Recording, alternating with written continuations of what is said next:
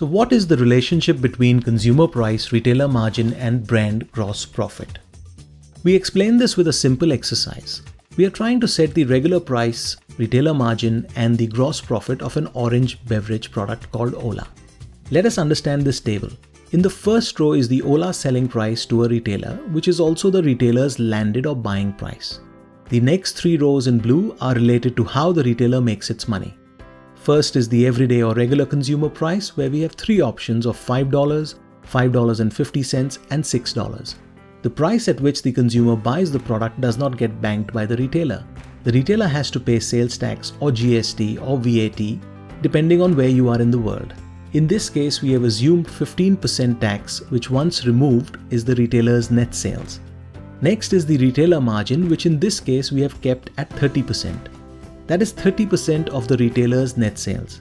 In this spreadsheet, we keep the Ola selling price to ensure the retailer gets 30% margin based on various regular consumer prices. Obviously, the higher the regular consumer price, the higher the dollar margin the retailer makes, as you can see here. Next is the product cost, and we have simply assumed this to be $2. This does not change across any of the regular consumer price scenarios. Then we calculate the gross profit per Ola, which is simply the Ola selling price minus the product cost. And as you can see, it keeps increasing as the regular consumer price increases.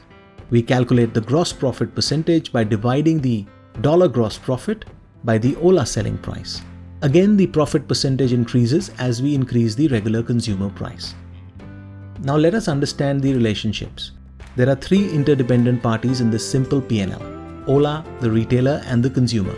The Ola marketing team has conducted research and comparative analysis and recommended that the Ola consumer price should be 40% less. Sales has recommended the retailer will take about 30% margin, and based on that, Ola makes a 34% gross profit. Now let's assume a situation which many brand managers and owners confront in FMCG businesses. The management does not want to launch a new product unless it makes a 40% gross profit, which is what they make when the consumer prices move to $5.50, which is 10% higher than the recommended regular price.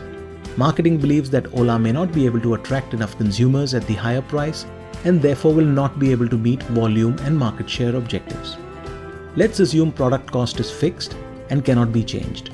That leaves the retailer margin as the only other factor that can positively influence our gross profit percentage.